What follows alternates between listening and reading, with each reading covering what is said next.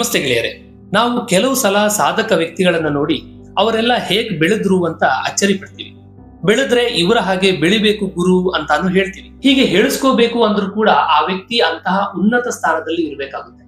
ಭಾರತದ ಉದ್ಯಮ ಕ್ಷೇತ್ರದಲ್ಲಿ ಇರುವ ಅಂತಹ ವ್ಯಕ್ತಿ ಅಂದ್ರೆ ಅದು ರತನ್ ಟಾಟಾ. ಭಾರತದ ಉದ್ಯಮ ಕ್ಷೇತ್ರದ ದಿಗ್ಗಜ, ಟಾಟಾ ಸಮೂಹದ ವಿಶ್ವಾಸಾರ್ಹತೆಯನ್ನ ಹೆಚ್ಚಿಸಿದ ಪ್ರವರ್ತಕ, ಬಿಸಿನೆಸ್ಗಳು ಮಧ್ಯಮ ಮತ್ತು ಬಡ ಕುಟುಂಬಗಳ ಪರವಾಗಿ ಇರಬೇಕು ಅನ್ನೋ ಆಲೋಚನೆಯನ್ನ ಹುಟ್ಟುಹಾಕಿದ ವಿಶಾಲ ಮನಸ್ಸಿನ ಉದ್ಯಮಿ. ಹೀಗೆ ರತನ್ ಟಾಟಾ ಬಗ್ಗೆ ಎಷ್ಟು ಹೇಳಿದ್ರೂ ಕಡಿಮೆ ಆಗುತ್ತೆ. ಮುಂಬೈನ ಪಾರ್ಸಿ ಕುಟುಂಬದ ನವಾಲ್ ಟಾಟಾ ಮತ್ತು ಸೂನಿ ಟಾಟಾ ಅವರ ಮಗನಾಗಿ ರತನ್ ಟಾಟಾ ಜನಿಸಿದರು. ರತನ್ ತಂದೆ ನವಾಲ್ ಸಣ್ಣವರಿದ್ದಾಗ ಬಹಳ ಕಷ್ಟದಲ್ಲಿದ್ದರು. ಆಗ ಉದ್ಯಮಿ ಸರ್ ರತನ್ಜಿ ಟಾಟಾ ಕುಟುಂಬದವರೇ ಅವರನ್ನ ದತ್ತು ಪಡೆದು ಸಾಕೋಕೆ ಶುರು ಮಾಡಿದ್ರು. ಅಂದ್ರೆ ರತನ್ ಟಾಟಾ ಅವರು ಸರ್ ರತನ್ಜಿ ಟಾಟಾ ಅವರ ಮೊಮ್ಮಗ. ರತನ್ ಟಾಟಾಗೆ 10 ವರ್ಷವಿದ್ದಾಗ ಅವರ ತಂದೆ ನವಾಲ್ ಮತ್ತು ತಾಯಿ ಸೂನಿ ದೂರ ಆಗ್ತಾರೆ. ರತನ್ ಟಾಟಾ ಹಾಗೂ ಸಹೋದರ ಜಿಮ್ಮಿ ಟಾಟಾ ತಂದೆ ತಾಯಿಯ ಪರಿಪೂರ್ಣ ಪ್ರೀತಿ ಇಲ್ಲದೆ ಅಜ್ಜಿ ನವಾಜ್ ಬಾಯಿ ಟಾಟಾ ಜೊತೆ ಬೆಳೀತಾರೆ. ನವಾಲ್ ಮತ್ತೊಂದು ಮದುವೆ ಆಗ್ತಾರೆ. ಮೊದಲಿಗೆ ಮುಂಬೈನಲ್ಲಿ ಶಿಕ್ಷಣ ಪಡೆದ ರತನ್ ನಂತರ ಅಮೆರಿಕಕ್ಕೆ ಹೋಗಿ ಆರ್ಕಿಟೆಕ್ಚರ್ ಇಂಜಿನಿಯರಿಂಗ್ ನಲ್ಲಿ ಶಿಕ್ಷಣ ಪಡೆದರು. ಭಾರತಕ್ಕೆ ಬಂದು ಬಿಸಿನೆಸ್ ನಲ್ಲಿ ಬೆಳಿಬೇಕು ಅನ್ನುವಂತಹ ಕನಸೇನು ರತನ್ಗೆ ಇರಲಿಲ್ಲ. ಅವರು ಅಮೆರಿಕದಲ್ಲಿ ಇಂಜಿನಿಯರಿಂಗ್ ನಲ್ಲೇ ಬದುಕು ಕಂಡುಕೊಂಡಿದ್ರು. ಅಮೆರಿಕದಲ್ಲಿ ವ್ಯಾಸಂಗ ಮಾಡ್ತಾ ಇದ್ದಾಗ್ಲೇ ರತನ್ಗೆ ಒಬ್ಬ ಯುವತಿ ಜೊತೆ ಲವ್ ಆಗುತ್ತೆ. ಒಂದಷ್ಟು ಕಾಲ ಇಬ್ಬರು ಪ್ರೀತಿಸ್ತಾರೆ. ಆದ್ರೆ ಸುಮಾರು 7 ವರ್ಷದಿಂದ ಅಜ್ಜಿ ನವಾಜ್ ಬಾಯಿನ ನೋಡಿಕೊಳ್ಳೋರು ಯಾರು ಇಲ್ಲ ಅನ್ನೋದು ರತನ್ಗೆ ದೊಡ್ಡ ಚಿಂತೆ ಆಗಿರುತ್ತೆ. ಹಾಗಾಗಿ ಮದುವೆಯಾಗಿ ಭಾರತಕ್ಕೆ ಹೋಗ್ಬೇಕು ಅಂತ ರತನ್ ಪ್ಲಾನ್ ಮಾಡ್ತಾರೆ. ಆದ್ರೆ ಆ ಹುಡುಗಿಯ ತಂದೆ ತಾಯಿ ಇದನ್ನ ಒಪ್ಪೋದಿಲ್ಲ.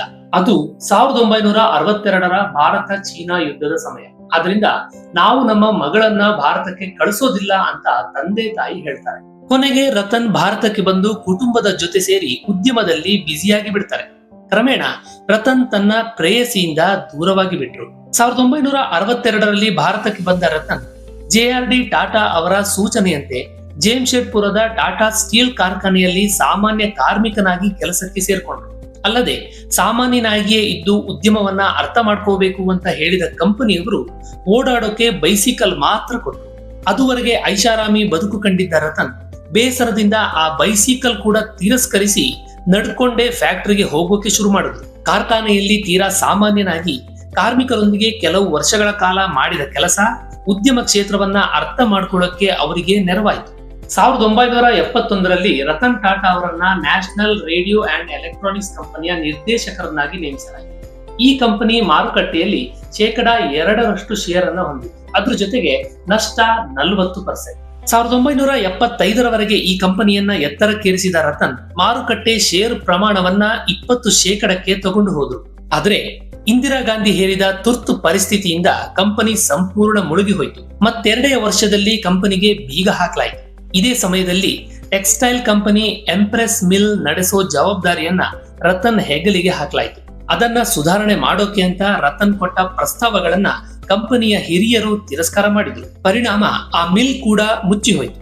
ಇಷ್ಟೆಲ್ಲ ಸೋಲು ಕಂಡ ರತನ್ ಟಾಟಾ ಸಮೂಹದಲ್ಲಿ ಕೊಟ್ಟ ಹೊಣೆಯನ್ನ ಚೆನ್ನಾಗಿ ನಿಭಾಯಿಸಿಕೊಂಡು ಹೋಗ್ತಾ ಇದ್ರು. ಟಾಟಾ ಇಂಡಸ್ಟ್ರೀಸ್ ಸಮೂಹದ ನಾಯಕರಾಗಿ ಇಡೀ ಸಮೂಹವನ್ನ ಮುನ್ನಡೆಸ್ತಾ ಇದ್ದವರು JRD ಟಾಟಾ. ಅಂತಹ ನಾಯಕನಿಗೆ 1991ರಲ್ಲಿ ಹೃದಯಾಘಾತ ಆಗುತ್ತೆ. ಇದು ಕೇವಲ ಒಬ್ಬ ವ್ಯಕ್ತಿಗಲ್ಲ, ಇಡೀ ಟಾಟಾ ಗ್ರೂಪ್ಗೆ ಆಗಿದ್ದ ಹೃದಯಾಘಾತ. JRD ಟಾಟಾ ಕಂಪನಿಯ ಮೀಟಿಂಗಿಗೆ ಬಂದಾಗ್ಲೆಲ್ಲ ವಾಟ್ ಈಸ್ ನ್ಯೂ ಅಂತ ರತನ್ ಟಾಟಾ ಹತ್ರ ಕೇಳ್ತಾ ಇದ್ರು. ಆಸ್ಪತ್ರೆಗೆ ಬಂದಾಗ ಕೂಡ ರತನ್ ಟಾಟಾ ಹತ್ರ ಹೊಸದೇನಿದೆ ಅಂತ ಪ್ರಶ್ನೆ ಮಾಡುದು. ಏನು ಇಲ್ಲ ಅಂತ ರತನ್ ಹೇಳಿದಾಗ ನನ್ನ ಹತ್ರ ಹೊಸ ವಿಷಯ ಇದೆ ಅಂತ ಹೇಳಿದ JRD ಟಾಟಾ ಇಡೀ ಟಾಟಾ ಇಂಡಸ್ಟ್ರೀಸ್ ನ ಜವಾಬ್ದಾರಿಯನ್ನ ರತನ್ ಟಾಟಾಗೆ ವಹಿಸ್ತಾರೆ. ರತನ್ ಟಾಟಾ ಈ ಹೊಣೆ ಹೊತ್ತುಕೊಂಡ ನಂತರ ಹೊಸ ಶಕೆ ಆರಂಭ ಆಗುತ್ತೆ ಅಂತ ಅನೇಕರಲ್ಲಿ ನಂಬಿಕೆ ಬಂತು. ಹಾಗೇನೆ ಇದು ಕುಟುಂಬ ರಾಜಕಾರಣ ಅಂತ ಅನೇಕರು ವಿರೋಧ ಮಾಡಿದ್ರು. ಟಾಟಾ ಗ್ರೂಪ್ ನ ಕೆಳಗಿದ್ದ ಹಲವು ಕಂಪನಿಗಳ ಮುಖ್ಯಸ್ಥರು ಬಹಿರಂಗವಾಗಿಯೇ ವಿರೋಧ ಮಾಡಿದ್ರು.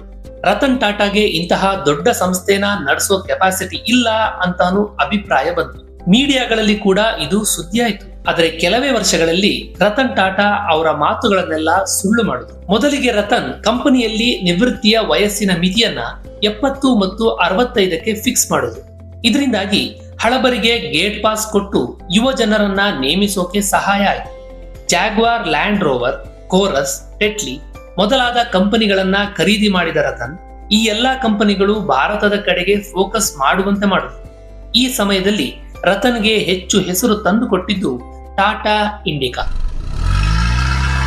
ಕಾರುಗಳಲ್ಲಿ ವಿಶೇಷ ಆಸಕ್ತಿ ಹೊಂದಿದ್ದ ರತನ್ ಅಪ್ಪಟ ಭಾರತೀಯ ಕಾರನ್ನ ತಯಾರು ಮಾಡಬೇಕು ಅನ್ನೋ ಕನಸನ್ನ ಬಹಳ ಹಿಂದೆನೆ ಕಂಡಿದ್ರು. ಈ ಕಾರು ಭಾರತೀಯರ ಕುಟುಂಬದ ಆರ್ಥಿಕ ಸ್ಥಿತಿಗೆ ತಕ್ಕಂತೆ ಸೂಕ್ತವಾದ ದರದಲ್ಲಿ ಸಿಗಬೇಕು ಅನ್ನೋದು ರತನ್ ಅವರ ಗುರಿಯಾಗಿತ್ತು. ಅದರಂತೆ ಟಾಟಾ ಮೋಟಾರ್ಸ್ ನಿಂದ ಕಾರು ತಯಾರಾಯಿತು. ಇದೇ ಟಾಟಾ ಇಂಡಿಕಾ. ಇಂಡಿಯಾದಿಂದ ಇಂಡಿ ತೆಗೆದು ಕಾರ್ನಿಂದ ಕಾ ತೆಗೆದು ಇಂಡಿಕಾ ಅಂತ ನಾಮಕರಣ ಮಾಡಿದ್ರು. 1998ರಲ್ಲಿ ಮಾರುಕಟ್ಟೆಗೆ ಬಂದ ಇಂಡಿಕಾ ಕಾರು ಬಹಳ ಬೇಗ ಜನಪ್ರಿಯತೆ ಪಡೆದರು. ಅದರಲ್ಲೂ ಟ್ಯಾಕ್ಸಿ ಚಾಲಕರಿಗೆ ಇದು ಬಹಳ ಮೆಚ್ಚುಗೆ ಆಯಿತು. ಇದು ಮುಖ್ಯವಾಗಿ ಮಧ್ಯಮ ವರ್ಗದ ಮೆಚ್ಚುಗೆಗೆ ಪಾತ್ರವಾಯಿತು. ಇದು ಮೊದಲ ಇಂಡಿಯನ್ ಹ್ಯಾಚ್ ಬ್ಯಾಕ್ ಕಾರು. ಭಾರತದ ಬಡಜನರು ಹಾಗೂ ಕೆಳ ಮಧ್ಯಮ ವರ್ಗದವರು ಸ್ಕೂಟರ್ನಲ್ಲಿ ಇಡೀ ಕುಟುಂಬವನ್ನ ಕರ್ಕೊಂಡು ಹೋಗೋದನ್ನ ರತನ್ ನೋಡಿದ್ರು. ಇದಕ್ಕೆ ಪರಿಹಾರವಾಗಿ ಸುರಕ್ಷಿತವಾದ ವಾಹನ ಕೊಡಬೇಕು ಅಂತ ರತನ್ ಥಿಂಕ್ ಮಾಡಿದಾಗ ಹೊಳೆದಿದ್ದೆ ನ್ಯಾನೋ ಕಾರು.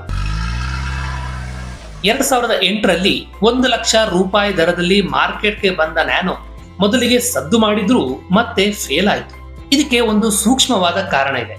ಭಾರತೀಯ ಗ್ರಾಹಕರು ಕಾರನ್ನ ವಾಹನಕ್ಕಿಂತ ಹೆಚ್ಚಾಗಿ ಅದು ಐಷಾರಾಮಿಯ ಸಂಕೇತ ಅಂತ ಭಾವಿಸ್ತಾರೆ. 1 ಲಕ್ಷ ರೂಪಾಯ ಸಣ್ಣ ಕಾರನ್ನ ತಗೊಂಡ್ರೆ ಎಲ್ಲಿ ತಮ್ಮ ಸ್ಟೇಟಸ್ ಕಮ್ಮಿ ಆಗ್ಬಿಡುತ್ತೋ ಅಂತಾನೆ ಜನರು ಥಿಂಕ್ ಮಾಡ್ತಾರೆ ಅನ್ನೋದು ನಂತರ ರತನ್ಗೆ ಗೊತ್ತಾಯ್ತು. TCS ಕಂಪನಿಯನ್ನ ಇನ್ನಷ್ಟು ಎತ್ತರಕ್ಕೆ ಕೊಂಡೊಯ್ದಿದ್ದೆ ರತನ್ ಟಾಟಾ. ಅದುವರೆಗೆ TCS ಕಂಪನಿ ಬೇರೆ ಕಂಪನಿಗಳಿಗೆ ಡೇಟಾ ಎಂಟ್ರಿ, ಬುಕ್ ಕೀಪಿಂಗ್ ಮೊದಲಾದ ಸಣ್ಣ ಸೇವೆಗಳನ್ನ ಕೊಡ್ತಾ ಇತ್ತು. ಅದನ್ನ ರತನ್ ಟಾಟಾ ಸಾಫ್ಟ್ವೇರ್ ಕಡೆಗೆ ತಿರುಗಿಸಿದ್ರು. ಇದರಿಂದಾಗಿ TCS ಜಾಗತಿಕ ಮಟ್ಟದ ಕಂಪನಿಗಳಿಗೂ ಸಾಫ್ಟ್ವೇರ್ ಸೇವೆನ ಕೊಡೋಕೆ ಶುರು ಮಾಡಿತು.